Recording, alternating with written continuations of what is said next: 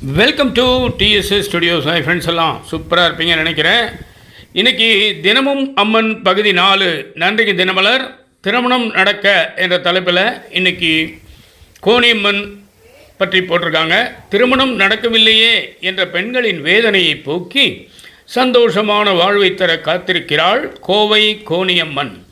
முன்பு காடாக இருந்த இப்பகுதியை இருளர்களின் தலைவன் கோவன் ஆட்சி செய்தார். அப்போது பஞ்சம் ஏற்பட அம்மனுக்கு பூஜையை நடத்த மழையும் பெய்தது. இதன் பிறகு இருளர்கள் குலதெய்வமாக அம்மனை ஏற்றனர். பிற்காலத்தில் இப்பகுதியை மன்னர் இளங்கோசர் ஆட்சி செய்தபோது சேர மன்னர் ஒருவர் படையெடுத்தார். அம்மனின் அருளால் போரில் இளங்கோசர் வெற்றி பெற்றார். பின்னர் கோவையின் மையப்பகுதியில் புதிய கோவிலை கட்டினார்.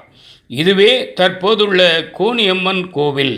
இங்கு வழிபட்டால் திருமணத் தடை நீங்கும், குழந்தை பேறு கிடைக்கும், நோய் தீரும். அம்மன் அருளால் திருமண வரம் பெற்றவர்கள் கோவிலிலேயே நிச்சயதார்த்தம் நடத்துகின்றனர்.